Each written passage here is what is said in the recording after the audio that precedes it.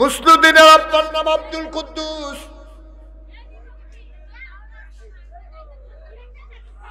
ইন্না লিল্লাহি ওয়া ইন্না ইলাইহি রাজিউন। লা হাওলা ওয়ালা কুওয়াতা ইল্লা আস্তাগফিরুল্লাহ আস্তাগফিরুল্লাহ আস্তাগফিরুল্লাহ। কিভাবে সম্ভব? ইন্না লিল্লাহি ইন্না ইলাইহি আস্তাগফিরুল্লাহ আস্তাগফিরুল্লাহ আস্তাগফিরুল্লাহ। সবাই পড়েন আমিন। সব শেষ হয়ে গেছি আমরা না? একটা মাহফিল, এত কাছে এসে মহিলারা চিৎকার করতেছে, লজ্জা শরম দুনিয়া থেকে একবারে বিদায় হয়ে গেছে। কেন যে আমাদের উপরে এখনো গজব আসে না? গজব তো আসার কথা, ধ্বংস হয়ে যাওয়ার কথা। আল্লাহ আল্লাহ তুমি মাফ করো। সবাই পড়েন আউযু বিল্লাহি মিনাশ শাইতানির রাজিম। আমরা শয়তান থেকে ফানা হচ্ছে, আল্লাহ যেন আমাদেরকে সাহায্য করে।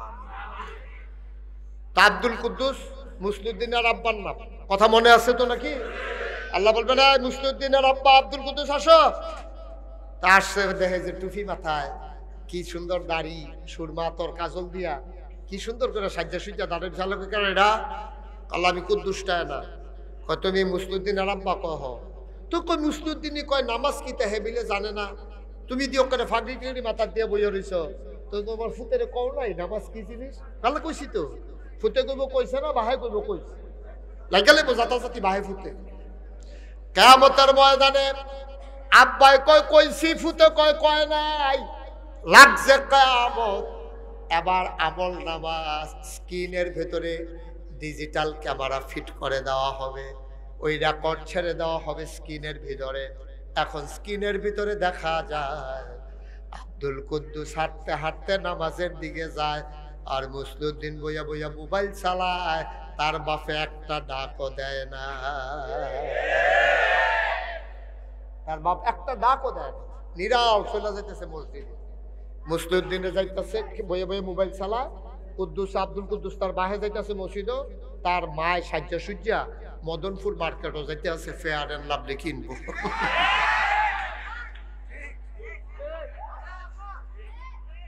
ঠিক নি রে? হেবিডি শীতাইয়া পড়ছে তো, লোশন কিনবো, বেসিলিন কিনবো, ফেয়ার এন্ড লাভ কেনার জন্য হেবিডি যাইতেছে মার্কেটও, তে মোবাইল চালায়, এবার মসজিদও যায়। এই মসজিদের কি দাম আছে? আপনি একা একা আল্লাহর ওলি হয়ে যাবেন? বউ একটা সাইডা দিয়ে বইয়া রইছেন, ফলা একটা সাইডা দিয়ে বইয়া রইছেন, আর আপনি মাঝে দিয়ে ওলি হয়ে যাবেন না? অসম্ভব, ঠিক কিনা? আপনার পরিবারের উপর আপনি ফরজ দায়িত্ব পালন করেন। ছেলে তো আপনার বিরুদ্ধে বিচার দিয়ে দিছে কিয়ামতের ময়দানে, সেখানে তো বাটফারি সিটারি নাই, বুদ্ধি কইরা বিচারক সাক্ষী সেখানে পাওয়া যায় না। আপনি খাইছেন ধরা, আটকা পড়ে গেছেন। সন্তান ডাক দিয়া বলবে আল্লাহ আমি যদি নামাজের কথা জানতাম তাইলে আমি অবশ্যই নামাজ পড়তাম, আমার আব্বা বলে নাই। কারে কয় কি? আল্লাহ বলবেন আব্দুল কুদ্দুস তুমি শুয়ে যাও। আব্দুল কুদ্দুস শুইতে চাইবে না, ছেলে বলবে আব্বারে শোয়াই দেন। বাপ কিয়ামতের ময়দানে শুয়ে যাবে, তোমার ছেলেটা, ওই বাবার ছেলেটা মুসলিউদ্দিন বুকের উপরে পা দিয়া জাহান্নামে যাবে, বাবারেও নিয়ে যাবে। কি রঙের ঘোড়া দৌড়াইতে আছে ছেলের লোক। আপনি কত কথা কোন বিদেশ ভিডিও কলে ফলা আপনার লোক কত কথা কয়। ছেলেরে আপনি যেখানে ফুট বেতন বাড়ছেনি, কাব্বা হয় সামনের মাস থেকে বাড়বো, কত হইলে গেলাম বাড়াইয়া টেহা ফাটাইছি, তোর ফাটানোর সময় যে ঋণ করছিলাম ওখানে কিন্তু ঋণ শোধ করতাম পারছি না। উত্তর বিটার যে ঘরটা লিনটার পর্যন্ত কইরা সারছি, ওখানে সাথ দিতাম পারছি না। তোর আম্মারে ডাক্তার দেখান লাগবো, কত কথা আপনি কইছেন। হেতে আবার জিজ্ঞাসা আব্বা ওই যে আমি যাওয়ানোর সময় যে দেখছিলাম আমরা ছাগলের চাউলটা এটা কিরকম বড় হয়েছে নি? কয় হ ছাগলটা মাশাআল্লাহ বড় হইতেছে তো। কই ফুটফুটে মুটকার চাউলটার কি খবর? কয় ডিম ফাটে তো।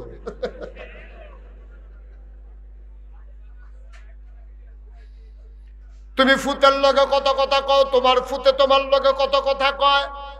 এত কথার ভিতর দিয়ে একবারও জিগায় না ফুত জুহরের টাইম তো যায় জুহর করছতনি, একবারও জিগায় না। বিদেশতে বউয়ের লগে কথা কয়তে স্কুলে গেছেনি, তার স্কুল ড্রেস আসেনি, ইংরাজি সোনারা মুখস্থ হইছেনি, গানের শিক্ষক আইনি, তোমার জিডা নাচেনি, তুমি সব মোবাইলে কথা কও, কিন্তু একবার জিগাও না আমার ফুতের হুজুরে আইসেনি, কোরআন শরীফ পড়ায়নি, ঠিক কিনা? একবারও বিদেশতে জিগায় না। আমি যে হুজুর ঠিক করে দিয়ে আসতাম, লালখার বাগের হুজুরে যে কইতাম একটা করে আইয়া পড়াই যাবো 2000 টাকা করে দেন, হুজুরের রেগুলার আইনি, এইটা জিগায় না। তাই সূরা ফাতিহাটা মুখস্থ হইছে নি, এইটা জিগায় না। তাই ওজুলের কয় ফরজ জানিনি, এইটা জিগায় না। ভাইয়ারে আইনটা সাজাইয়া ভিডিও ক্যামেরার সামনে ছাইড়া দিছে, কইয়া রাখো ওই কয় ইংরেজি কবিতা রাখো। হাতে আহা, এখন কথা বলতেছেন কেন? তো ঠিক আছে, তো একবার জিজ্ঞেস করে না ছেলেটারে যে রাইখা গেলাম, আমি 5 বছর হইছে বিদেশে আছি, আমার ছেলে এখন সূরা ফাতিহা পারে কিনা, ওযুর কয় ফরজ, গোসলের কয় ফরজ জানে কিনা, একবারও তুমি জিজ্ঞেস করো না আব্বা? তুমি একবারও জানতে চাও না? তুমি জানতে চাও গানের টিচার আসছে কিনা, ইংরাজি পড়েনি, ইংরাজি কবিতাটাতে মুখস্থ করছেনি? তুমি মুসলমান, তুমি মুসলমানের সন্তানের আব্বা, তুমি ফলার ইংরাজির অঙ্কর খবর লও, কোরআনের খবর লও না, ঠিক কিনা? ধ্বংস হবে না তো কি হবে? আপনি লাগাইবেন মান্দার গাছ আর আশা করবেন আঙ্গুর গাছ, এই আঙ্গুর ফল ধরুক, এটা কিভাবে সম্ভব? আঙ্গুর মান্দার গাছে তো আঙ্গুর ধরে না। আপনি আঙ্গুর গাছ লাগাইও তো আঙ্গুর ধরান যায় না। আপনি ফলারে বানাইতেছেন ও মানুষ, আর আশা করতে আছে আপনি মরার সময় তের জন্য বইয়া সুরে ইয়াসিন পারে, তে কি সূরা ফাতিহা পারে? হুজুররা কত বুঝাইয়া কইছে না, এই যে আমি কইয়া যাইতেছি না, ফলাটারে 3টা বছর মাদ্রাসায় পড়া, এরপরে ইঞ্জিনিয়ার বানান, টয়লেটে ফাইল আটকাইয়া ঘুষ খাইতো না, তারে আগে মুসলমান বানান, তারপরে ডাক্তার বানান, টয়লেটে নর্মাল ডেলিভারির জায়গায় সিজার করবে না, ঠিক কিনা? অন্তত বুঝ জ্বালাইছে, জানছে গরিবরে ঠকাইয়া আমি যদি সিজার করি কিয়ামতের ময়দানে আসামি হওয়া লাগবে। রুগী তো ডাক্তার তো চালাক হয়ে গেছে গা, হাসপাতাল দিয়া লেছে মদনপুর 10টা, রুগী আছে কয়জন? রুগী আছে কয়জন? হাসপাতাল চলে কেমনে? সুহি দিয়া চাইয়া থাকে, রিক্সা দিয়া কোনো ডেলিভারি কে চাইয়ে।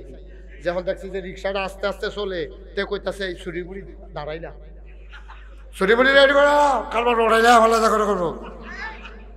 এখন রুগী যাওয়ানোর লোক হতাইয়া ছুরি লাগাইতে দেরি নাই, আব্বা তুমি একটা ইঞ্জেকশনটা দিয়ে 10টা মিনিট দেরি করো, নর্মাল ডেলিভারি হইয়া যে গায়। তুমি যে সিজারটা করলা, রিক্সাওয়ালাইতে যে বিয়া করানোর সময় সিএনজি নিছিল, সেই ভাড়াটিও তখনও দিতে পারছে না। তার উপরে যে 25,000 টাকা জরিমানা লাগাই দিতে আসো, নর্মাল ডেলিভারি হইতে লাগে 5,000, আর সিজারটা হইলে লাগে 25,000 30,000। তুমি তো ডাক্তারি হিসাব করো, বিল্ডিং এর ভাড়া হিসাব করো, তুমি তো অপারেশন থিয়েটারের হিসাব করো, কারেন্ট বিলের হিসাব করো, অ্যাম্বুলেন্সের হিসাব করো, আর তে তো চিন্তা করে তার বউয়ের কোনো পুত্র হইলে কেমনে তারে বাইক নিব, সেই চিন্তা তার ঘুমে ধরে না। আর তুমি লাগাই দিছো তারে 25,000, কিয়ামতের ময়দানে ডাক্তার তুমি জবাব দিতে পারবা না, ঠিক না? গজব হইছে আমাদের। 5টা মিনিট দেরি করলে নর্মাল ডেলিভারি হয়ে যায়, তুমি দেরি করতে রাজি না, তুমি আরো তাড়াতাড়ি ছুরি চালাও 25,000 টাকা বিলের জন্য, তুমি 5,000 টাকায় তোমার পোষাবে না। বিল্ডিং এর ভাড়া, কারেন্ট বিল, অ্যাম্বুলেন্সের ড্রাইভার, আয়া ফায়া, কত খরচ তোমার। আব্বাই কে কইছে তোমার এই খরচ কর্তা? তুমি নর্মাল ডেলিভারির জায়গায় সিজার করবে না আমার ডাক্তার। যখন ডাক্তারটা লালখারবাগ মাদ্রাসায় পড়ে যাবে, সে জেনে গেছে মানুষ ঠকাইলে আল্লাহ ঠকাই দেবেন। এখন নট ডেলিভারি কে চাইলে দেখো আম্মা 2টা মিনিট অপেক্ষা করেন, চেষ্টা করে দেখি নর্মাল ডেলিভারি হয় কিনা, নাইলে আমরা অপারেশনের দিকে যাব। 25,000টা 5,000-এ কাম শেষ। আল্লাহ কিয়ামতের ময়দানে তোমার নাজাতের উসিলা বানাই দেবে, ঠিক কিনা? কি করছেন? ওই যে পোলারে বুঝান নাই, আল্লাহ কারে কয় চিনান নাই, গোনা কারে কয় শিখান নাই, কোরআন কারে কয় পড়ান নাই, নামাজ কারে কয় শিখান নাই, রোজা কারে কয় জানান নাই।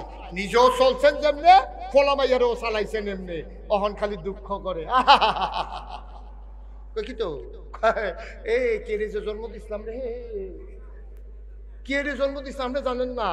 আপনি তো ফলারে গানের শিক্ষক রাখছেন, আপনার কয়টা টেহা হয়েছে, আগে ভাত খাইতেন ভাত পাইছেন না, আপনার এক ফুটে বিদেশ গেছে, ওখান কয়টা টেহার মালিক হয়েছে, নাইনাত করে গান শিহার, আপনি স্কুলের ভিতরে গানের টিচার রাখেন, তাহলে হারমোনি কিনা দিচ্ছেন, ঘুঙ্গুর কিনা দিচ্ছেন, হগির ফুটার নাম মিয়া খা, ভাত খাইতি ভাত পাইছ তো তুই গান শিয়াছ। তোর ঘর চুলাত আগুন জ্বলছে না, সেই দিন তুই আল্লাহ চিনছ, আর ওখান বিল্ডিং এর মালিক হইছ, কোটি কোটি টেহার মালিক হইছ, ওখান ঘরের ভিতরে হারমোনি মাদ্রাসাত নিয়ে দিয়েছ, আম্মার ফরিনটা কোরআন শরীফটা। তুমি মুসলমান, টুফি মাথার দিয়ে থাকলে মুসলমান, দাড়ি মাথাতে কয়টা দিয়ে রাখলে মুসলমান। তাহলে যদি দাড়ি দিয়ে মুসলমান হন যেত, তাহলে এই ভারতীয় উপমহাদেশের সবচেয়ে বড় মুসলমান হইল রবীন্দ্রনাথ ঠাকুর। টুফি দিয়ে যদি মুসলমান হন যেত, তো গান্ধী তো মরণের পরও টুফি মাথা দিয়ে রাখছে। কই টুফি দিয়া মুসলমান হন যাবো, দাড়ি দিয়া মুসলমান হন যাবো? মুসলমানিত্ব মুসলমান হইতে হবে মুসলমানিত্ব দিয়া, ঠিক কিনা কম? আব্বা কুদ্দুর চিন্তা করে মুশতাক ফয়েজি প্রতিদিন আপনাদের কাছে আসবেন, প্রতিদিন মুশতাক ফয়েজি আসবে না, পাইবেন না, ইচ্ছা করলে আসা সম্ভব না। আবার মন চাইলো আমি পারবো না। 2028 সাল পর্যন্ত তারিখ দেওয়া আছে আব্বা, কোনো সুযোগ নাই, মন চাইলেও পারবো না। কথাগুলো একটু মর্মে মর্মে উপলব্ধি কইলেন। আল্লাহ নবী একদিন ডাক দিয়া কয়, শুনো শুনো শুনো, তোমরা 5টা প্রশ্নের জবাব না দিয়া কিয়ামতের ময়দান থেকে এক চুল পরিমাণ সরতে পারবা না। কয়টা কথা বলে? কয়টা? 5টা প্রশ্নের জবাব না দিয়া, একটু মন দিয়ে শুনেন, মোবাইলটা রেখে দেন, এখন এটা মোবাইল চালানোর জায়গা নাই, একটু রেখে মন দিয়ে শুনেন। কয়টা প্রশ্ন? 5টা প্রশ্নের জবাব না দিয়া চুল পরিমাণ, চুল চুল পরিমাণ জায়গা তুমি পার হইতে পারবা না কিয়ামতের ময়দানে। 1 নম্বরে আল্লাহ প্রশ্ন করবেন, এই তোরে যে মানুষ বানাইছিলাম, তোরে তো শিয়াল বানাই নাই, তোরে কুকুর বানাই নাই, তোরে পশু পাখি বানাই নাই, তোরে আমি মানুষ বানাইছিলাম, সারাটা জীবন কেমনে চালাইছ জবাব। তোরে সারা জীবন কেমনে চালাইছ জবাব দে। এই প্রশ্নের জবাব যতক্ষণ না দেবেন, আপনাকে চুল পরিমাণ নড়তে দেওয়া হবে না। ভাই এবার আমার বলার দরকার নাই, যার যারটা থেকে মিলান, আমারটা আমি মিলাই, আপনারটা আপনি মিলান, ওনারটা উনি মিলান, যার যারটা শেষে হিসাব মিলান। আমি আপনার শত্রু না ভাই, আমি আপনারে মনে করাই দিতে আসছি। আমি আপনাকে অপদস্থ করতে আসি নাই, লজ্জা দিতে আসি নাই, আমি মনে করাই দিতে আসছি। আপনি মনে করেন তো আপনার বয়স, আমার বয়স 54, আমি 54 বছর কেমনে কাটাইলাম, আমি কি সুদের সাথে জড়িত কিনা আমারটা আমি জানি, আপনি জানেন না। আমি ঘুষের সাথে জড়িত কিনা আমারটা আমি জানি, আপনি জানেন না। আমি মানুষের উপরে জুলুম করি কিনা আমারটা আমি জানি, উনি জানে না। আবার উনি কি করে আমি জানি না। যার যার হিসাব দিতে মিলাও, কিয়ামতের ময়দানে কারো প্রশ্নের জবাব অন্য কেউ দিতে পারবে না, ঠিক কিনা? পীর তার মুরিদকে জান্নাতে নিতে পারবে না, মুরিদ তার পীরকে জান্নাতে নিতে পারবে না, আব্বা তার সন্তানকে জান্নাতে নিতে পারবে না, মা তার মেয়েকে জান্নাতে নিতে পারবে না। যার যার জান্নাতের শেষে যাওয়া লাগবে। একটু হিসাব মিলাই দেখো, নবীজি কয় তোমার জীবনটা তুমি কেমনে চালাইছো হিসাব মিলাও। তুমি আল্লাহর কাছে হিসাব দেওয়ার আগে নিজের হিসাব দাও। অর্ধ পৃথিবীর প্রেসিডেন্ট, আমিরুল মুমিনিন, খলিফাতুল মুসলিমিন, জান্নাতের সুসংবাদ প্রাপ্ত দ্বিতীয় মানুষ, নাম মানুষটার উমর। সুবহানাল্লাহ কয় না? এই উমরের মতো মানুষ একদিন রাতের বেলা বৈশা লুঙ্গিডারে হাঁটু পর্যন্ত উঠাইছে, এই নালা গোছাটা এটা বাইর করে চামড়ার চাবুক দিয়া ফাতফাত করে ফিটিয়েছে, আর নিজের জিজ্ঞেস করে, উমর রে, ওমর সারাদিন কি করছস, আগে আমার কাছে হিসাব দে। আমার কাছে যদি হিসাব দিতে না পারস, তাইলে আল্লাহর কাছে তুই কেমনি হিসাব দিবি রে? নিজের পায়ে চামড়ার চাবুক দিয়ে পিটাইতেছে, লাল করে ফেলছে, ফিটকি দিয়ে রক্ত ছুটছে। ওমর জবাব দে, সারাদিন কি করছস? আমার কাছে যদি জবাব দিতে না পারস, তা আল্লাহর কাছে জবাব দিবি কেমনে? কেমনে দিবি জবাব? আপনার কাছে আপনি যদি জবাব দিতে না পারেন তাহলে আল্লাহর কাছে কেমনে জবাব দিবেন? এই কথাটাই নবীজি ১৫০০ বছর আগে বলছেন, সারাটা জীবন তুমি কেমনে চালাইছো, আগে তোমার এটার জন্য তুমি আগে হিসাব দাও আমার কাছে। তো আমরা তাকাই থাকবো, পারবো না, তো আটকে যাবে। দেখেন, আলাদা করে প্রথমে জিজ্ঞেস করবে সারাটা জীবন, এরপরে আলাদা করে আবার জিজ্ঞেস করবে, এই তুমি তোমার যৌবন কেমনে কাটাইছো আমাকে একটু বলো দেখি। তোমার যৌবন তুমি কেমনে কাটাইছো আমাকে বলো। এখন লোকটা তাকাই থাকবে, যৌবনের তাড়নায় পরে কত মানুষের উপরে অত্যাচার করেছি, জুলুম করেছি, কথা বলার আগে হাত চালাই দিছি, ঘুষি মেরে নাক ফাটাই দিছি, রিক্সাওয়ালারে ধইরা পিটাইছি, আছে নাকি না? আমার দেশে সব বেটাগিরি হইল গিয়ে রিক্সাওয়ালার লোক, সব বেটাগিরি রিক্সাওয়ালার লোকেতে ভাড়া বিলে বেশি চাইছে। তো বেশি চাইলে আপনি বুঝাইয়া কম দেন যে বাবা মদনপুর থেকে মাদ্রাসা পর্যন্ত লালখার বাগ আসতে তো এত টাকা ভাড়া না, তুমি এত টাকা চাইতেছো করে বুঝাইয়া বলে, আপনি তারা থাপড়া দিয়া বুড়া মানুষ সিটেরতে হালাই দিছে, তোমার বাপেরতে বয়স বেশি, দাড়ি পাইকা গেছে, থরথুইরা বুড়া, তুমি কি বুঝতে পারো সে কোন দুঃখে রিক্সা চালায়? তোমার আকল আছে তোমার? তুমি যে রিক্সাওয়ালারে থাপ্পড় দিয়ে ফালাই দিলা, কিয়ামতের ময়দানে ইয়াউমা ইয়ানজুরুল মারউ মা কদ্দামাত ইয়াদা, প্রতিটি মানুষ দেখবে তুমি যা করেছো। কিয়ামতের ময়দানে দেখবা রিক্সাওয়ালা দাঁড়াই রইছে, তুমিও দাঁড়াই রইছো, রিক্সাটাও আছে। তুমি তখন না বুঝবা কত দানে কত চাও, কত গমে কত ময়দা, টের পাইবা তো হনে না। বেড়াগিরিরা কইরা গেলা রিক্সাওয়ালার লগে আর কি, পারলে টিউনু সাহেব একটা থাবড়া দোষের, পারলে পুলিশের যে টহল দেয় হাতার একটা থাবড়া দিয়েও, পারলে এমপি সাহেব একটা থাবড়া দাও, পারলে ওসি সাহেব একটা থাবড়া দাও।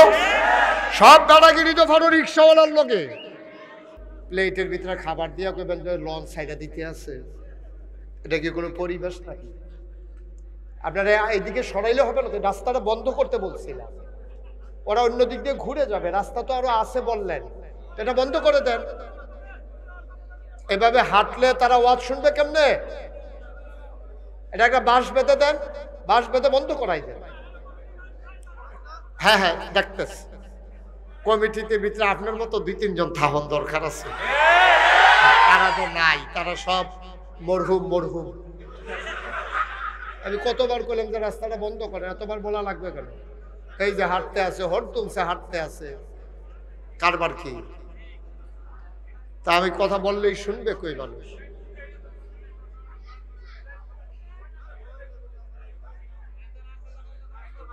জি জি, আপনারা তো মুখে কইতেছেন, আমি তো মাই খেয়ে কইছি, অসুবিধা নাই, চেষ্টা করতে আছে ওনারা। সবাই পড়ে না আমিন। তো নবীজি এসে দেখলেন, আমরা খেয়াল রাখি, হ্যাঁ, ওরা যদি ওই পার্শ্বে যারা তারা খেয়াল করে না, শুনতে পারলে আমি কি করব?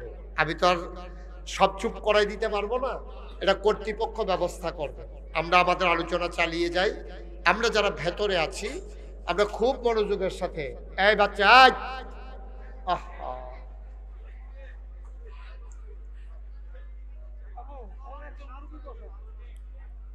জি, সবাই পড়ে না আমিন।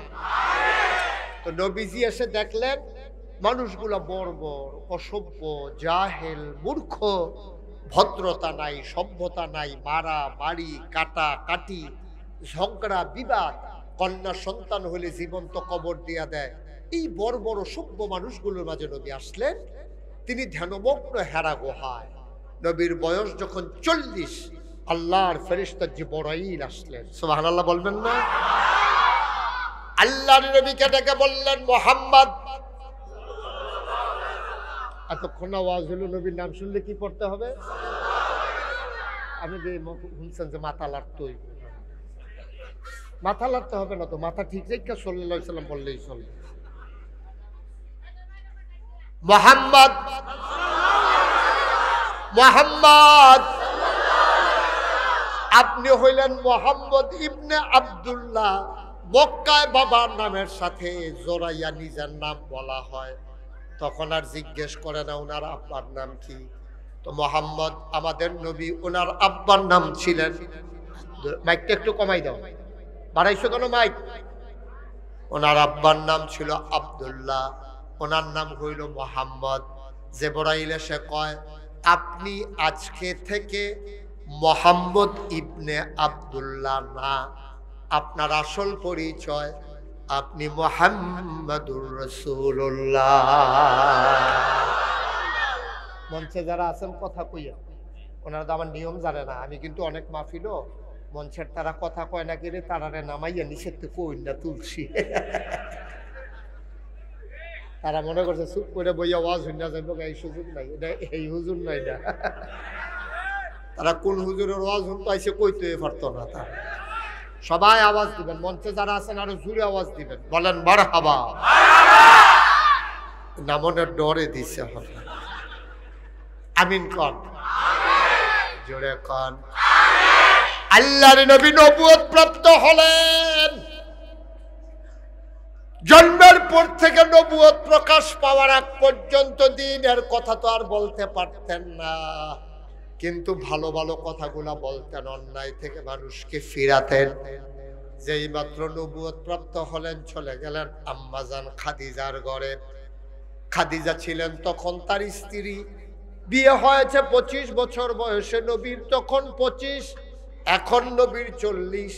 আম্মাজান খাদিজার তখন ছিল 40, এখন হইল আপনার 55 বছর।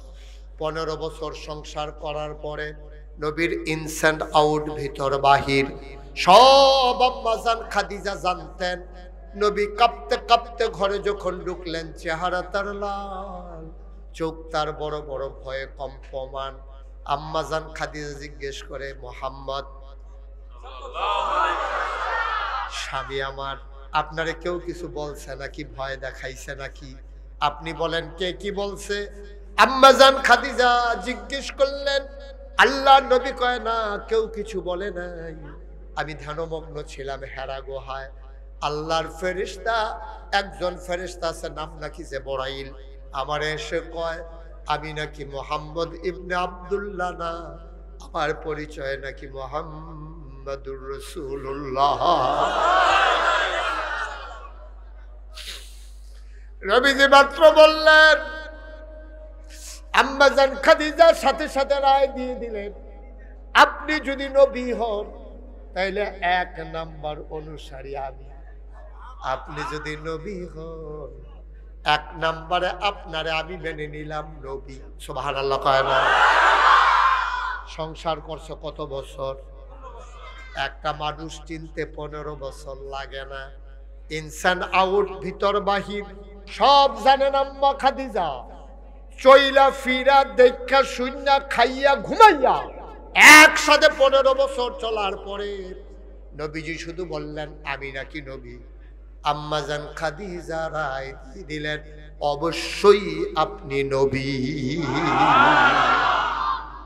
আমরাও তো সংসার করি, আমি বিয়ে করছি 25 বছর হয়েছে, হুজুর যে বিয়ে করছেন কত বছর? 35 বছর, 10 বছর বেশি সংসার করতে আছে। এবার বলেন তো, এই যে আমরা এখানে যারা আছি বিয়ে করা পুরুষ, আমাদের ঘরেও 2 স্ত্রী আছে। নবীজি এসে ঘরে বললেন আমি নাকি নবী। আম্মাজান খাদিজা একবার বললেন না আপনি কবে থেকে নবী, কার জন্য নবী, কে বানাইলো নবী, কতদিন লাস্টিং করবে নবী, কোনো কিছু না যাই না, সাথে সাথে বললেন আপনি অবশ্যই নবী। তা আমাদেরও তো ঘরে স্ত্রী আছে, সংসার করি, তাইলে আপনি আজকে মাহফিল শেষে বাড়িতে গিয়া কইেন তো যে কুমিল্লার পিসা হুজুর আসছে তো, ওলি ওলি হুজুরে কইয়া গেছে আমি বিলে ওলি। আপনার ওয়াইফে দেখবেন হাসি দিয়া গুলো বালিশটা লইয়া বারান দিচ্ছে, কেন ওলি, বিড়ির গন্ধ লগে দিয়ে আরন যায় না ওলি। ঠিক কিনা কয়? আপনার ওয়াইফ তো আপনার ওলি মানে না, তো মানে না কেন? খাইচ্ছতে মানে, ঠিক কিনা কয়? আপনারা আপনার ওয়াইফ ওলি মানে না, আর নবীজি আম্মাজান খাদিজা সাথে সাথে বলে দিলেন অবশ্যই আপনি নবী। সুবহানাল্লাহ বলবেন না? মুসলমান মন দিয়ে শুনো, আল্লাহর নবী জিজ্ঞেস করলেন খাদিজা, ও খাদিজা তুমি কেমনে বুঝলা আমি যে নবী? আমি তো 15 বছর ধরে আপনারে দেখতে আসি, আমি দেইখা শুই না চইলা ফিরা বুঝেই বলছি আপনি যে নবী। আপনার ভিতরে কতগুলা গুণ আমি দেখেছি, মক্কার কোন মানুষের মাঝে এই গুণ আমি দেখি না। সুবহানাল্লাহ বলবেন না? মক্কায় মানুষগুলোর মাঝে আমি কতগুলো গুণ দেখছি যেগুলো আমি আপনার ছাড়া আর কারো মাঝে দেখি, কোন মানুষের মাঝে দেখি নাই। আপনার মাঝে কিছু গুণ আছে। কই কি দেখছো আমার মাঝে? আপনি কখনো আমানতের খেয়ানত করেন না। সুবহানাল্লাহ কয় না? কখনো আপনি ওয়াদা খেলাফ করেন না, আপনি আত্মীয়তার সম্পর্ক ছিন্ন করেন না, আপনি কখনো অভাবী মানুষকে খালি হাতে ফিরাই দেন না। আপনি তো সেই মানুষ যারা বোঝা নিয়ে চলতে পারে না, আপনি নিজের কাঁধে করে ওই বোঝা তার বাড়িতে পৌঁছে দিয়েছেন। আপনি নবী হবেন না তো নবী হবে কে?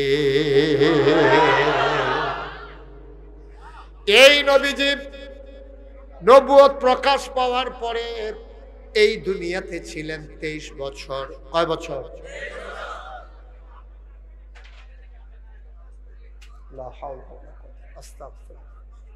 আমি যদি অগ্নি পরীক্ষায় পড়ে গেল,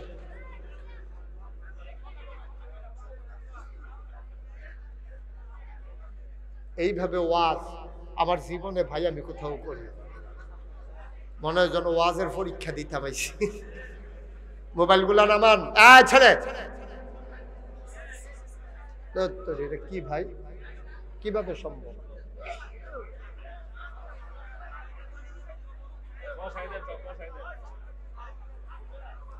লা হাওলা ওয়ালা কুওয়াতা।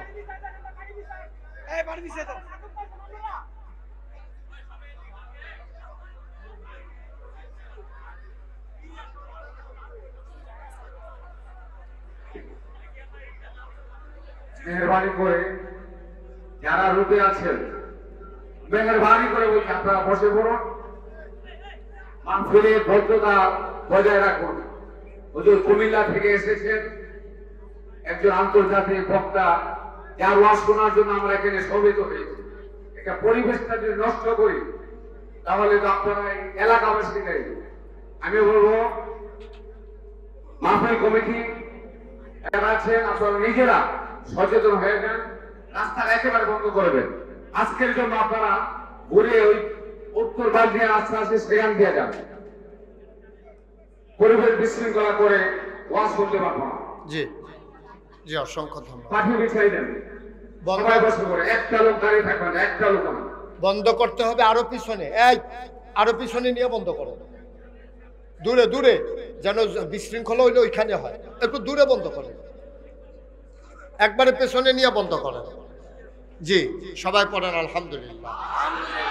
আমি আল্লাহর কাছে সাহায্য চাই। হ্যাঁ, যেহেতু লোকজন বেশি হয়ে গেছে, কর্তৃপক্ষ, আমি মাহফিল দাওয়াত রাখার সময় আমি জিজ্ঞেস করেছিলাম যে আপনাদের এখানে বড় জায়গা আছে? ওনারা বলেছে জি হুজুর, অনেক বড় জায়গা। এই অনেক বড় যে দূরে এটা তো আমি বুঝছি না। এখন থেকে মাহফিল রাখার আগে আমি সাইয়া যাওয়ান লাগবো, লোক তো জায়গাটা কিরকম, নমুনা খারাপ। ভাই এটা এরকম একটা জায়গায় আমার আনলেন, ওচা নিচা, রাস্তা পাশে, আপনারা একটা পরিবেশ করতে পারলেন। আধা ঘন্টার উপরে চলে গেল আমার সময়, আধা ঘন্টা কি প্রায় 1 ঘন্টার কাছাকাছি হয়ে যাচ্ছে। তা আমি আর ওয়াজই করবো কতক্ষণ? তারপরে তো থামাই দিলেই হয়। আমার আর চাইতে বলে দেন যে হুজুর আপনি চলে যান, তাও তো ভালো। কি করতে আছে দেখেন। জি, ওনারা ওনাদের মতো ব্যবস্থা করুক, বুঝছি এতে আর সুবিধার, এটা আশা করে লাভের ভিতরে দিয়ে যা কুবানের কুবাইলেই তৈরি হয়। সবাই কন আমিন, জোরে কন, আরো জোরে। বন্ধুরা আমার, ভাইরা আমার, 40 বছর বয়সে নবীর নবুয়ত প্রকাশ পেল। মক্কায় 13 বছর, মদিনায় 10 বছর সময় তিনি কাটিয়ে দিলেন। 63 বছর বয়সে দুনিয়া থেকে বিদায় হলেন। এই 23টা বছর আমার নবীজি চাইলেন মানুষগুলোরে যেন মানুষে পরিণত করা যায়, ভদ্র আল্লাহওয়ালা মানুষে পরিণত করা যায়। এই জন্য তিনি মানুষকে পরকালের ভয় আর দুনিয়ায় কেমনে চলা লাগবে সারাটা জীবন তিনি এইটা শিখাইছেন, ঠিক কিনা? যেমন আমি মুশতাক হই, আমি ওয়াজ করি, কিন্তু আমি ওয়াজ অনুযায়ী নিজে চলি কিনা এটার ভিতরে সন্দেহ আছে। সব কথা অনুযায়ী আমরা কোরআনের যতটুকু ব্যাখ্যা দেই, হাদিস যতগুলো বলি, সব অনুযায়ী আমরা ইচ্ছে করলেও চলা অনেক সময় সম্ভব হয়ে উঠে না, কিন্তু নবীজি একটা কথাও বলেন নাই যেটা তিনি নিজে করেন নাই। সুবহানাল্লাহ বলবেন না? আল্লাহর নবীর জীবনের সম্পর্কে যখন বলা হলো, কুল, হে রাসূল আপনি বলে দেন, ইন কুনতুম তুহিব্বুনাল্লাহ ফাত্তাবিউনি ইউহিব্বুকুমুল্লাহ ওয়া ইয়াগফির লাকুম যুনুবাকুম আল্লাহু গফুরুর রহিম। খেয়াল এদিকে ভাই, এই ছেলে এদিকে তাকাই থাকেন, এমনি ওই দিক দিয়ে ডিস্টার্ব, আবার ওই দিকে চাইয়ে থাকেন কেন? শুধু আমার দিকে তাকাই থাকবেন সবাই। যে হুজুর শুধু আমার দিকে, আমিন কর। আল্লাহ বলছেন কুল, হে রাসূল আপনি বলেন, ইন কুনতুম তুহিব্বুনাল্লাহ, তোমরা যদি আল্লাহর ভালোবাসা পাইতে চাও, ফাত্তাবিউনি, তাহলে আমি নবীর অনুকরণ করো। সুবহানাল্লাহ বলবেন। অর্থাৎ নবীজি যেমনে খাইছে আপনি এমনি খাইবেন, নবী যেমনে কথা বলছে আপনি এমনি বলবেন, নবী যেমনে সংসার করছে আপনি এমনি করবেন, নবী যেমনে বাজার করছে আপনি এমনি করবেন। নবী তো দাদা ছিলেন, নবী নানা ছিলেন, নবী তো সুন্দর করে সমাজ চালাইছেন। তিনি যেমন করে যা করেছেন আপনি তেমন করে তা করবেন। এটা হলো ফাত্তাবিউনি, তোমরা অনুকরণ করবা আমি নবীজির। সুবহানাল্লাহ বলবেন না? ইউহিব্বুকুমুল্লাহ, যদি আবার অনুকরণ করতে পারো, ভালোবাসা হয়ে যাবে স্বয়ং আল্লাহর জন্য। তাইলে আমরা বিধান মানবো কার? তরিকা মানবো কার? তরিকা নবীজির। বিধান মানবো আল্লাহর, তরিকা মানবো নবীজির। যদি আল্লাহর বিধান মানো, নবীর তরিকা মানো, খোদার কসম একদিন তুমি মরে যাবা। মসজিদের মিনার থেকে ঘোষণা আসবে, মানুষটা নাই, সবাই মিলে দৌড়ে দৌড়ে চলে আসবে, কাফন পরিয়ে দাফন করে দেবে মাটির কবরে। সবাই দেখবে মাটির কবর। তুমি যদি আল্লাহর বিধান নবীর তরিকা অনুযায়ী জীবন চালাইতে পারো, তুমি কবরে গিয়ে দেখবা মাটির কবর মাটি নাই, মাটির কবর জান্নাতের টুকরা হয়ে গেছে, ঠিক কিনা? তুমি কবরে গিয়া দেখবা তোমার কবর জান্নাতের টুকরা হয়ে গেছে। দুইটা কাজ শুধু করবা, বিধান মানবো কার? তরিকা মানবো কার? এর বাইরে কোনো ইসলাম নাই। তোমার পীর সাহেব যত বড় পীর সাহেব হোক, ততক্ষণ তুমি পীর মানতে পারবা। পীর যখন কোরআন সুন্নাহ মতে নিজে চলে এবং নিজে চালায়, এর বাইরে যদি কোনো পীর সাহেব আকাশ দিয়ে উড়ে যায়, পানির উপর দিয়ে হেঁটে যায়, সে কখনো বুজুর্গ হতে পারবে না। কোরআন সুন্নাহর বাইরে কোনো ইসলাম নাই, ঠিক কিনা? কে পানির উপর দিয়ে হেঁটে গেল, কে আকাশ দিয়ে উড়ে গেল, এটা তার কামালিয়তের লক্ষণ না। তার কামালিয়তের লক্ষণ হলো সে কোরআন মানে কিনা, নবীর সুন্নাহ মতে তার জীবন চালায় কিনা, ঠিক কিনা? গভীর মনোযোগ, খেয়াল করে শুনেন। এলাকার মানুষ সুযোগ করে দিতে হবে। এই মাহফিলের ভিতর হট্টগোল সাংঘাতিক জিনিস। ১,৫০০ বছর আগে নবী যখন কোরআনের কথা বলতেন, ওরা যখন কোনোভাবে আর থামাইতে পারলো না কাফেরেরা, তখন ছেলেগুলারে লালাই দিত যে নবী যখন কোরআনের কথা বলবে তোমরা হট্টগোল করবা। এটা করতো ওরা। আমরা মুসলমানের সন্তান, আমরা এটা করলে ঈমান নিয়ে কবরে যাওয়া কঠিন হয়ে যাবে, ঠিক কিনা? খুব সাবধান, খুব সাবধান। মন যা চায় তা করা যায় না, মুখি দিয়ে যা আসে তা বলা যায় না, সামনে যা পাওয়া যায় তাই খাওয়া যায়। গভীর মনোযোগ দিয়ে শুনেন। তাইলে আল্লাহর নবী ৬৩ বছরের হায়াতে জিন্দেগি, ২৩ বছরের নবুয়তের জিন্দেগি, তিনি মানুষগুলোকে বুঝালেন। মানুষ হয়ে গেল এখন দুই প্রকার, একদল আল্লাহওয়ালা, আরেক দল শয়তানওয়ালা। একদল ফেরেশতার চাইতে উত্তম, আরেক দল জানোয়ারের চাইতে খারাপ। একদল হয়ে গেল জান্নাতি, আরেক দল হয়ে গেল জাহান্নামী। দুই দলের কথা আল্লাহ কোরআনে বর্ণনা করেছেন। আল্লাহ বলছেন রাদিয়াল্লাহু আনহুম ওয়া রাদু আনহু। একদল হয়ে গেল যারা আল্লাহওয়ালা, আল্লাহর ব্যাপারে তারা খুশি, তাদের ব্যাপারে আল্লাহ খুশি। আরেক দল হলো এমন, ওয়ালাহুম কুলুবুল লা ইয়াফকাহুনা বিহা, ওয়ালাহুম আয়ুনুন লা ইউবসিরুনা বিহা ওয়ালাহুম আযানুন লা ইয়াসমাউনা বিহা উলাইকা কাল আনআম বাল হুম আদাল। আরেক দল মানুষ হয়ে গেল এমন, মন আছে বুঝে না, চোখ আছে দেখে না, কান আছে শুনে না, এটা আবার কেমন মানুষ? আল্লাহ কয় আমি কি বলছি নাকি মানুষ? উলাইকা কাল আনআম, ওরা চতুষ্পদ জানোয়ারের মতো। আল্লাহ কয় না বাল হুম আদাল, এটা জানোয়ারের চাইতে আরো নিকৃষ্ট, ঠিক কিনা? এই বাংলাদেশে দেখুন এমন একদল মানুষ আছে যারা দিন বুঝে না, ইসলাম মানে না, ওরা আইন মানতে চায় না। তারা যখনই কথা কয় ইসলামের বিরুদ্ধে কথা কয়, তাদেরকে আবার বাংলাদেশে বুদ্ধিজীবী কয়।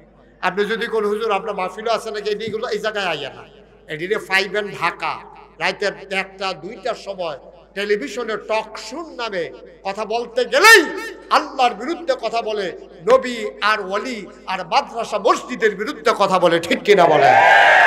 আলেম ওলামার বিরুদ্ধে কথা বলে, ওরা টক শো, ওদেরকে বুদ্ধিজীবী কয়। তা আমি তো আবার অনেক জিনিস খেয়াল করা লাগে। আমি খেয়াল করে দেখছি বাংলাদেশে যদি বুদ্ধিজীবী কয় একটারও মাথার চুল নেই, দেখবো সবজি তাল খসলা, একটারও কোনো চুল নাই। আমি অনেক গবেষণা করলাম, আচ্ছা বুদ্ধির লোকে চুলেরও তো শত্রুতা কিরে, যে বুদ্ধি থাকলে চুল তখন যেত না, কারণটা কি? অনেক গবেষণা করে আমি বার করছি, আমার মনে হয় বুদ্ধি গুতাইয়া এই অসুখের চুল বেড়াই আলগা করে লাইছে, তা ঠিক কিনা কর? এটি বুদ্ধিজীবী নামের কলঙ্ক। এই বাংলাদেশে বাস করে, বাংলাদেশে খাওয়া দাওয়া করে, বাংলাদেশের ট্যাক্সের টাকায় তাদের বেতন হয় মানুষের টাকায়। এই বাংলাদেশ মসজিদের দেশ, এই বাংলাদেশ মাদ্রাসার দেশ, এই বাংলাদেশ আলেম ওলামার দেশ। যেই দেশে মানুষগুলো আসার নামাজ পড়ে দুরূদ পড়তে পড়তে ঘুমোতে যায়, ফজরের আজান শুনলে আবার ঘুম ভাঙে, সেই দেশে ইসলামের বিরোধিতা করো। ঢাকা রাজধানীতে বসে বলো সম্ভব, মদনপুরের জমিনে আসো, পিঠের চামড়া নিয়ে ঢাকা যাওয়া যাবে না।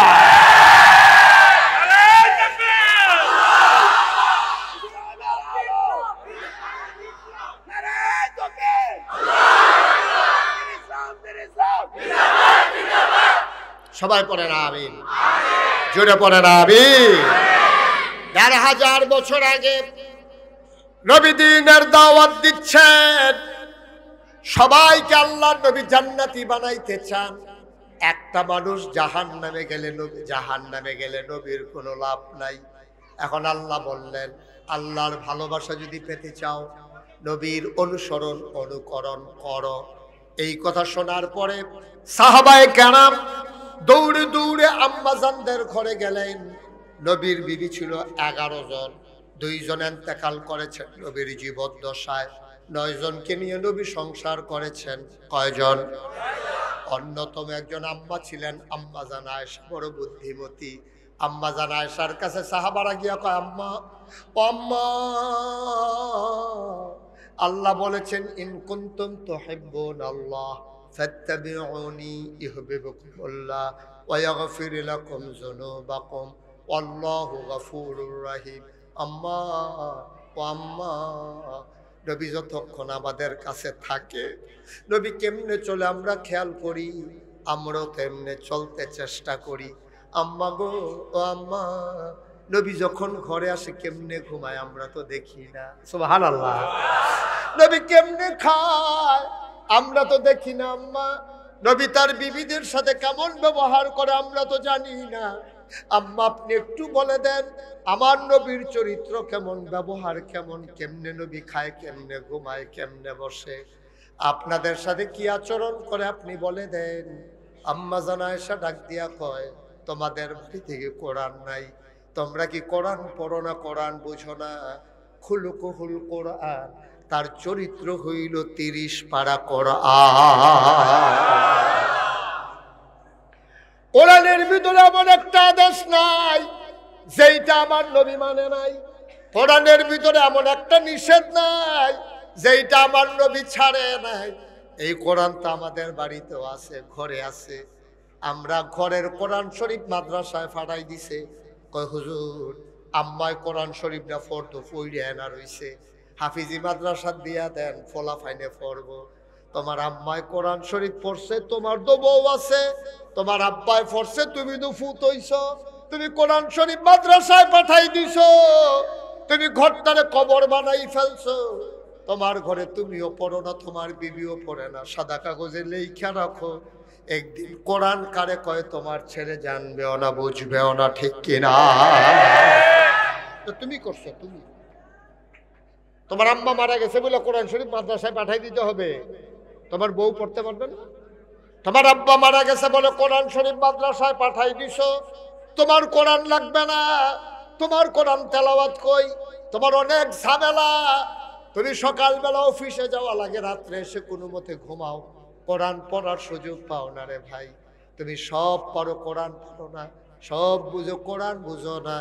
আজকের এই মাহফিল থেকে শুরুতেই ওয়াদা করো, আমি বুঝি না আমার পড়া কপাল, আমার ছেলের যেন এই পড়া কপাল না হয়।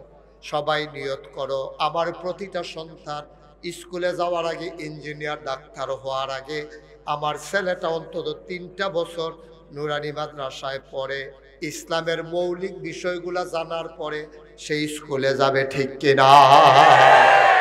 অন্তত সে এতটুকু জানো, সহি শুদ্ধ করে কোরআন পড়তে শিখো, অজুর কয় ফরজ, গোসলের কয় ফরজ, অজু ভঙ্গের কারণ, রোজা ভঙ্গের কারণ, কি কারণে গোসল ফরজ হয়, কোরআন কেমন করে পড়তে হয়, বেশি কিচ্ছু না পারেন, অন্তত এতটুকু নিজে জানেন, সন্তানকে জানার, এটা বাপ হিসাবে আপনার উপরে ফরজ দায়িত্ব, ঠিক কিনা? বাড়ি করে দিয়ে যাওয়া আপনার দায়িত্ব না, ছেলেরে ডাক্তার বানানো আপনার দায়িত্ব না, ছেলেরে ইঞ্জিনিয়ার বানানো আপনার দায়িত্ব না, ছেলেরে বড় ব্যবসায়ী বানানো আপনার দায়িত্ব না। আমরা তো মনে করি একটা ঘর আছে আমার 5 ছেলে, এটারে ভাঙ্গা ফাউন্ডেশন দেওয়া দরকার, 5 ছেলের একটা সুসার করে দেওয়া দরকার, 3 জন বিদেশে পাঠাইছি, আরো 2 জন পাঠাই দেওয়া দরকার না। আব্বা, এটা বাপ হিসাবে আপনার দায়িত্ব না, আপনার দায়িত্ব হলো 1 নাম্বার তারে মুসলমান বানাই দেওয়া, ঠিক কিনা?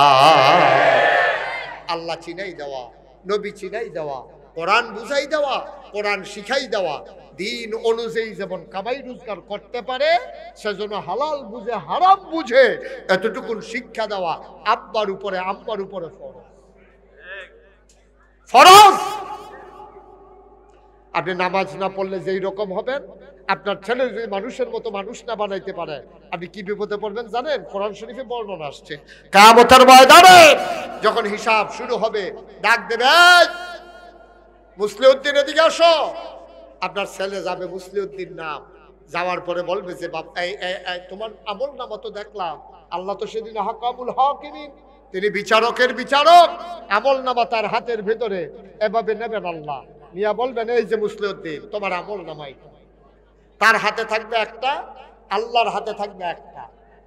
সেই দিন কোরআনুল কারীমে 30 পারায় সূরা নাবার একবারে শেষ আয়াত, ইয়াউমা, সেই দিন ইয়ানজুরুল মারউ, প্রতিটি মানুষ দেখবে মা কাদ্দামাত, এই দুনিয়াতে সে যা করেছে, ইয়াদা, তার হাতের ভিতরে, ইয়ানজুরুল মারউ মা কাদ্দামাত ইয়াদা, প্রতিটি মানুষ দেখবে যা সে করেছে তার হাতের ভিতরে। এই রকম আপনার হাতে থাকবে একটা, আল্লাহর হাতে থাকবে একটা। আল্লাহ ডাক দিয়া বলবেন, এই দেখি তোমার আমল নামা, সাথে নাও। এবার মুসলিউদ্দিনের হাতে 1 কপি, আল্লাহর হাতে 1 কপি। আল্লাহ ডাক দিয়া বলবেন, মুসলিউদ্দিন কই তোমার আমল নামা? তোমার আমল নামার মাঝে তো নামাজ নাই, রোজা নাই। সে চিৎকার করে বলবে, নামাজ কারে কয়? আল্লাহ আমি তো জানি না। আপনার ছেলে, ভাই, এই যে ভাই বসেন, না না কোনো সুযোগ নাই, আঙ্গুল না হাত দেখাইলেও কাম হইতো, বইয়া থাকে হে বুঝছে না কোন হুজুরের মাহফিল হইছে, সিফা দিয়া বইয়া থাকে উডে নমুনা কি যাইতেছে, টের পাইতেছেন না? না মারহাবা কর জোরে, আর জোরে। এখন আমল নামা, হাত, নামাজ নাই। আল্লাহর নবী কয়, মান তারাকা সালাতা মুতাআম্মিদান ফাকাদ কাফারা, যে ইচ্ছাকৃতভাবে নামাজ ছেড়ে দেবে, মানুষটার সাথে সাথে কাফের হয়ে যাবে।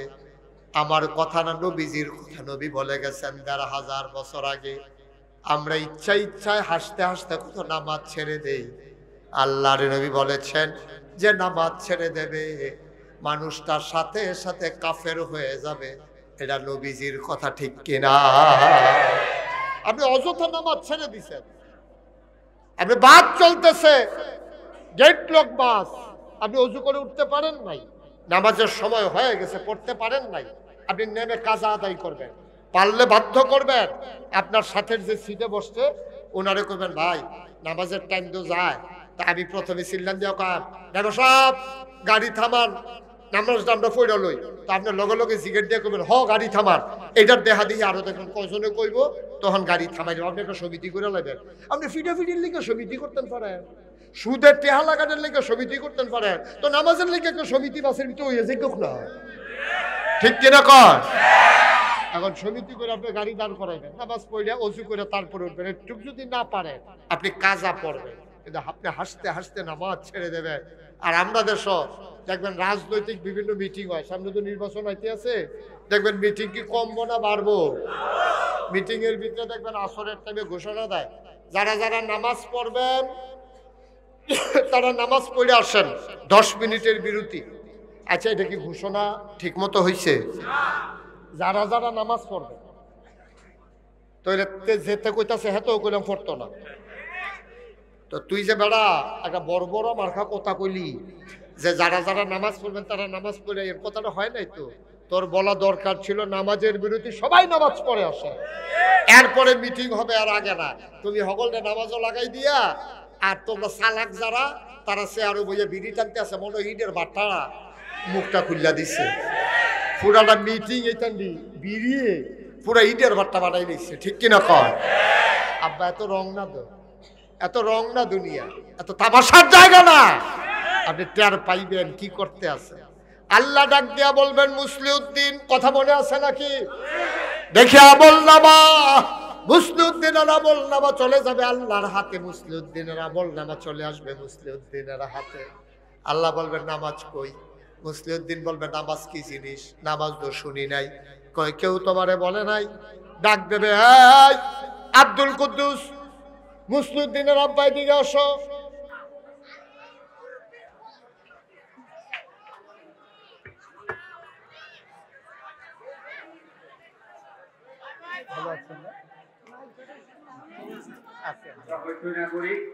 আমি আইসে জিজ্ঞেস করছি আপনার কথা, একটু দেরি হবে।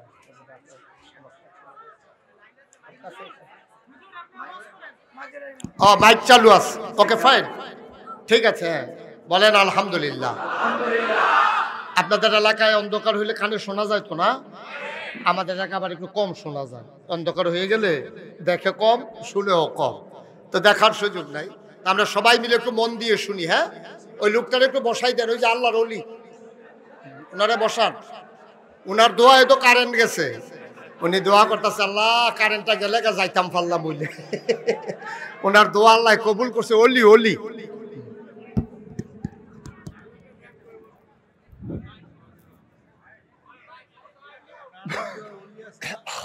জানি আমি, আপনি তো আবার ওয়াজ শুনছেন।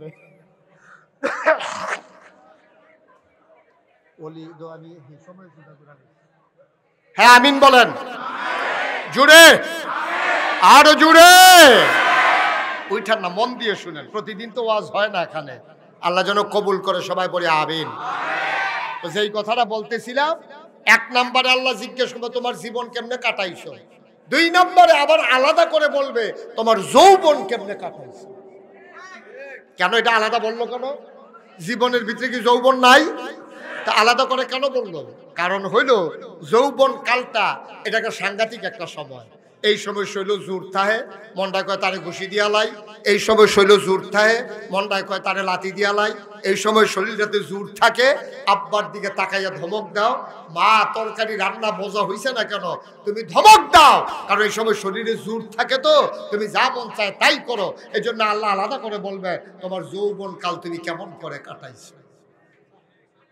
এখন আপনারটা আপনি জানেন আপনি কেমনে কাটাইছেন। আমি নবীর হাদিস শোনাই দিলাম, এখন আপনারটা আপনি মিলান।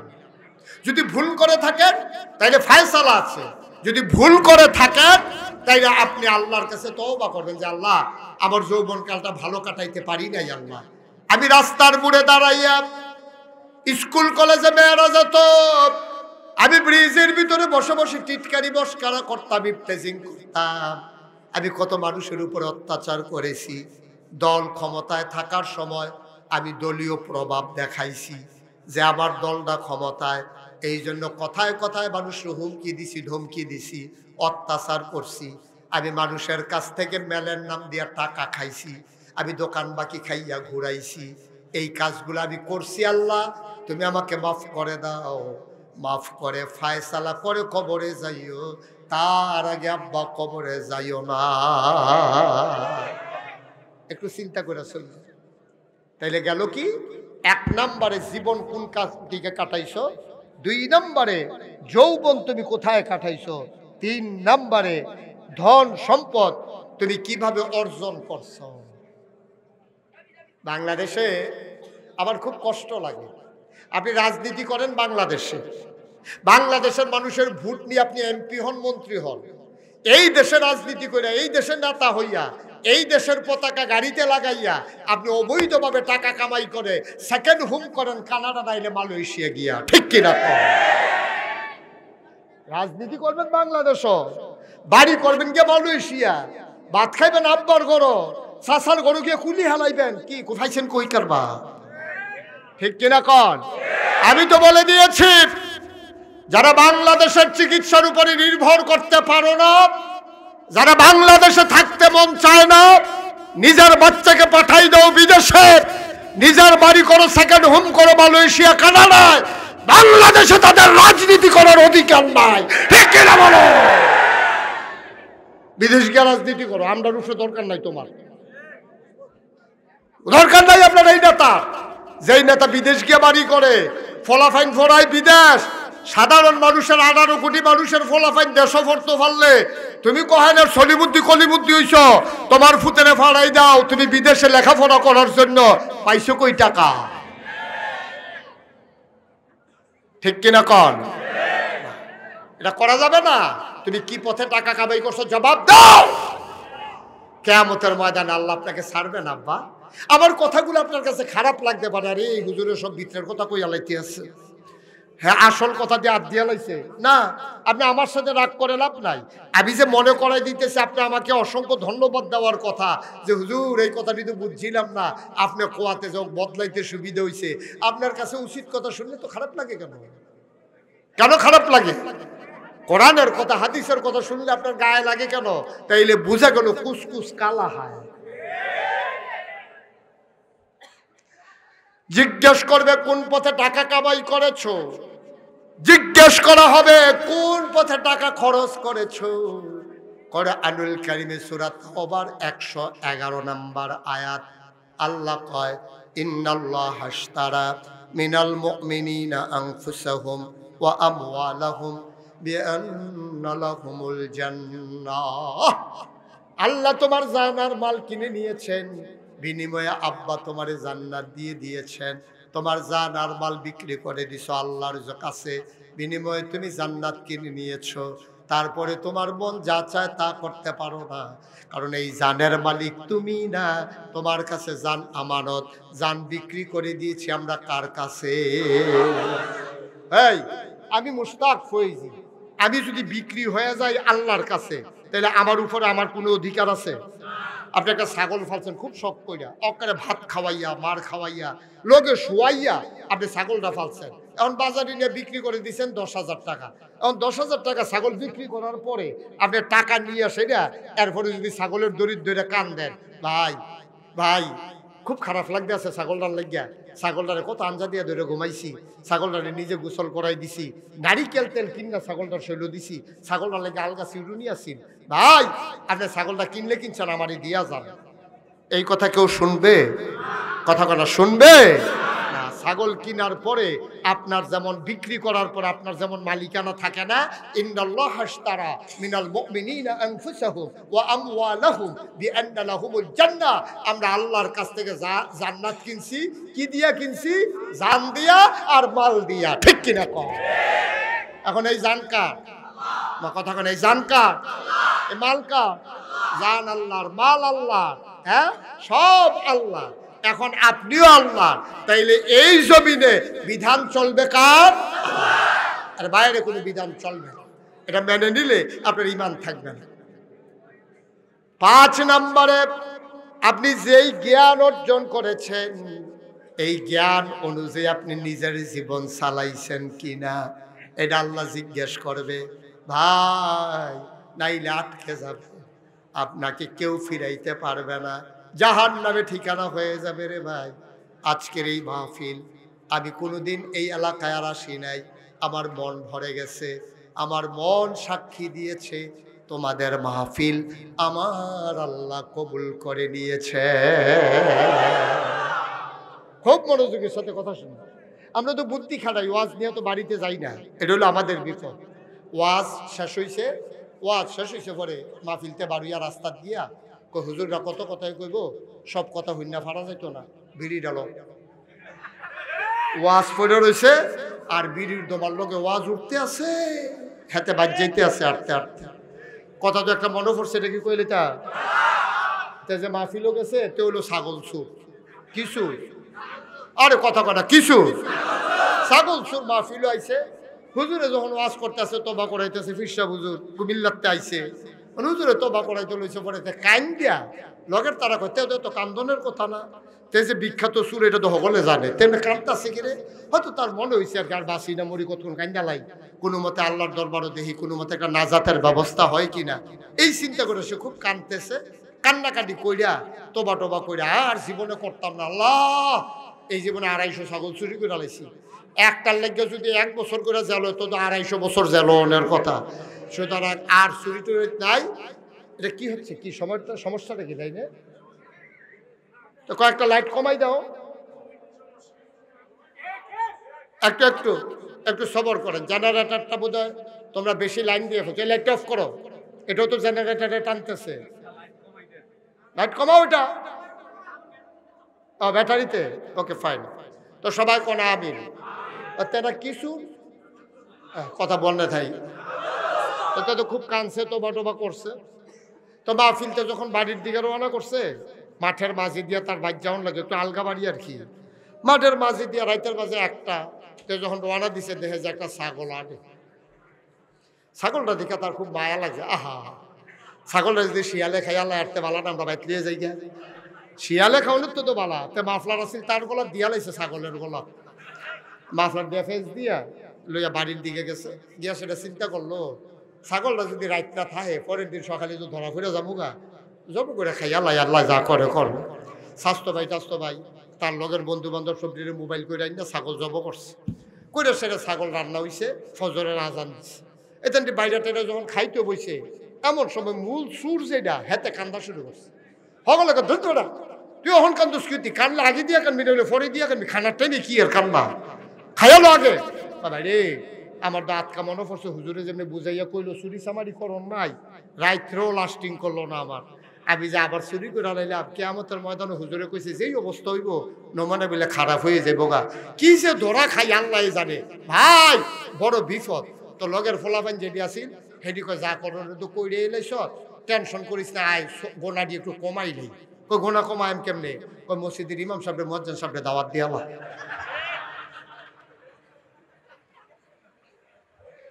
এখন এতান্ডে গিয়া হুজুরে ফজর ফইরা বইয়া রইছে, গিয়া কইছে হুজুর আমরা করো দাওয়াত খাইবেন খাসির গোস্ত, হুজুরে মনে মনে কয় কতদিন ধরে গরু খাই খাসি তো খাই না, তা ঠিক আছে দাওয়াত চলো যাই, গিয়া সেটা খাইতে বইছে, সিনার গোস্ত রানের গোস্ত দিছে, হুজুরে খাইছে ইচ্ছা মতো, ফ্যাট বলে সরছে পরে হুজুরে কয় বাবা খাওয়া দাওয়া ভালো হয়েছে, আল্লাহ তোমাদেরকে জান্নাত নসিব করো, কয় হুজুর লক্ষণ খারাপ, এটা বোধহয় হইতো না, দোয়া কামও লাগতো না, তারপরে আপনি যখন দোয়া করছেন আল্লাহ যদি কবুল করে করবো। হুজুর সমস্যা তো একটা হয়েছে, কয় কি সমস্যা, আপনার যে খাওয়াইছি চুরির খাসি। কি আর খাসি, হুজুরে কয় বেয়াদব বেটা জমা মসজিদের ইমাম, তোরা আমার এই চুরির খাসি খাওয়াইছে, এটা যদি মুসল্লিরা হুনে কেউ নামাজ পড়বো শুক্রবার আমার পিছে, তো হেতানি ফলাবে না, হুজুর কেউ শুনতো না, আমরা তো কইতাম না কেউ এর কাছে চুরির ডরে, আর আপনি কইতেন না চাকরির ডরে, শুনতো না কেউ, এটা তো এমনি থাকবো, এটা আপনার টেনশন করেন না। হুজুরে কইতেছে তোরা যেই কাম করছ কেয়ামতের ময়দানে টের পাইবা তোমরা কি হয়। তো যেতে সুর হেতে কই কি তৈব হুজুর, কয় যার খাসিতে উঠবো কেয়ামতের মধ্যে তোমার মুখামুখি দাঁড়াইব, দাঁড়াইয়া কইব আল্লাহ এই তে তে তে আমার খাসি চুরি করছে মাহফিলতে যাইতো লইয়া। তোকে আর কি তৈব, কয় ছাগলটাও মাঠে উঠবো কেয়ামতের ময়দানও, ছাগলটার জবান আল্লাহ খুল্লা দিব, ছাগলে কইব জি আল্লাহ মাফলার ছিল এবার গলাত দিয়া লাইছে আমার গলাত। ছাগলও সাক্ষী দিব, ছাগলও উঠবো, ছাগলের মালিকও উঠবো, যেতে সে বেঞ্চুর হ্যাঁ তো তৈলি আর চিন্তা নেই হুজুর, তৈলি আর টেনশন নাই। কয় কে রে, কয় ছাগলটাও যদি মালিকও যদি উঠে তো আমি কম নেও তোমার ছাগল তুমি লইয়া যাও, তো দোষে সাক্ষী দিয়ালা একটা ছাগল বিচার দোষে দিয়া লইলে দোষারে, আমি আর না রাখলে দোষারে। নাউজুবিল্লাহ বলবেন না। আপনি বুদ্ধির কথা না, আপনার অনুভূতিতে জাগতে হবে আমি কি করলাম। আপনি থাকবেন এই মুশতাক ফয়েজে, আমি জীবনে যত জানাজা পড়েছি আমি দেখেছি, বয়স্ক মানুষের জানাজা যত পড়েছি একেবারে ছোট বাচ্চার জানাজাও কম পড়ি না। বিয়ে করে নাই, যৌবন দীপ্ত প্রাণ ছেলেটা হারাই গেছে। কই গেছে আপনার আব্বাই? এই যে রঙ্গের ঘরে দৌড়াইতে আছেন, আপনার আব্বা কই? কই আপনার আব্বা? একবার চিন্তা করে দেখেছেন? আমি জানি না এই প্যান্ডেলের ভিতরে কার আব্বা নাই, কার আম্মা নাই। আমি মুশতাক ফয়েজি 11 বছর বয়সে আব্বা হারাইছি। কোন মাহফিলে যখন যাই, ছেলেরা যখন হাত ধরে দোয়া চায়, মুরব্বীরা যখন দোয়া চায়, হুজুর দোয়া করে দিয়েন আব্বার জন্য, আম্মার জন্য, আমার চোখে পানি চলে আসে। আহারে তুমি তোমার আব্বার জন্য দোয়া চাও, আমারও তো আব্বা দুনিয়া থেকে বিদায় হয়ে গেছে। মনটা যখন খুব খারাপ হয়ে যায়, আব্বার কবরের পার্শ্বে গিয়া দাঁড়াই, বাবার কবরের পার্শ্বে দাঁড়াইয়া আমি আব্বারে ডাক দিয়া বলি আব্বা, ও আব্বা, আব্বা চিনছেন নাকি আমাকে? আমি আপনার মুশতাক ফয়েজি। 3টা টুকরা কাপড় দিয়া যে কবরে শোয়াইছিলাম, আব্বা আপনি কেমনে ঘুমান কবরে? আমার তো ভয় লাগে। ঠান্ডা শুরু হয়ে গেছে আব্বা, আপনার তো দুনিয়ায় থাকতে খুব শীত লাগতো, 3টা মার্কিন চাদর গায়ে দিয়া মাটির কবরে আপনি কেমনে ঘুমান আব্বা? আপনার জান্নাতি কম্বল আল্লাহ দিছে নাকি? আমি কান্দি, কথা কই আব্বা জবাব দেয় না। মুসলমান মন দিয়ে শুনো রে ভাই, সব মাহফিল এক মাহফিল না, সব দোয়া এক দোয়া না। আমি মুশতাক ফয়েজি 36 বছর মাহফিল করি, মাহফিলে কদম দিলে মাহফিলের ওজন বুঝি। মন সাক্ষী দিয়েছে, আজকের মাহফিল যেভাবে লোকে লোকারণ্য জনসমুদ্রে পরিণত করে দিয়েছ, নিশ্চয়ই তোমাদের মাহফিল আল্লাহ কবুল করে নিয়েছেন। এই কবুল হওয়া মাহফিলটাতে, এই কোরআনের মাদ্রাসায়, নবীর ঘর মাদ্রাসায় আব্বা আম্মার কবর যেন জান্নাত হয়ে যায়, এই আশায় একটা লোক লাভ দেয়া দাঁড়াবা। হুজুর দোয়া করে দে এই মাহফিলের জন্য, হুজুর মাদ্রাসার জন্য, ইয়াতিম বাচ্চাদের জন্য। হুজুর আমি দিয়ে দেব 1 লক্ষ টাকা। একটা লোক পারবেন যে হুজুর ইনশাআল্লাহ এই কোরআনের মাদ্রাসা আমাদের আজকের মাহফিলের যিনি প্রধান অতিথি, ইতিমধ্যে আমার ভাই এসে উপস্থিত হয়েছেন, ইনশাআল্লাহ উনি কথা বলবেন ইনশাআল্লাহ। প্রধান অতিথি মাকসুদ সাহেব, জি মাকসুদ হোসেন মাকসুদ সাহেব আমাদের আজকের মাহফিলের প্রধান অতিথি, তিনি ইতিমধ্যে আমাদের মাঝে উপস্থিত হয়েছেন। উনি ইনশাআল্লাহ কথা বলবেন, উনি আপনাদের কাছ থেকে দোয়া নেবেন, আপনাদের জন্য দোয়া করবেন। আপনাদের এখানে পারবেন একজন যে হুজুর এই কোরআনের মাদ্রাসা, নবীর ঘর মাদ্রাসা, ইয়াতিমখানা মাদ্রাসা, আমরা আজকে 4টা ছেলে, কয়টা ছেলেকে পাগড়ি পড়াইলাম? 5জন ছেলে এবছর এখান থেকে হাফেজ হয়েছে। এই হাফেজদের উসিলায় আল্লাহ যেন আব্বা আম্মার কবর জান্নাতের টুকরা বানিয়ে দেয়। হুজুর দোয়া করে দেন এই নবীর ঘর মাদ্রাসার জন্য 1 লক্ষ টাকা দিয়ে দেব। আছেন একজন? আছেন? পারবেন? আল্লাহ যেন কবুল করে, প্রাণ ভরে দেওয়া হবে। ভাই টাকা পয়সা পরে থাকবে, আপনি থাকবেন না। পারবেন একজন যে হুজুর ইনশাআল্লাহ আমি 1 লক্ষ টাকা দিয়ে দেব, আল্লাহ যেন কবুল করে, আমরা সবাই মিলে প্রাণ উজাড় করে দোয়া করে দেব, আল্লাহ যেন আমাদের মনের আশা পূরণ করে দেয়। নাই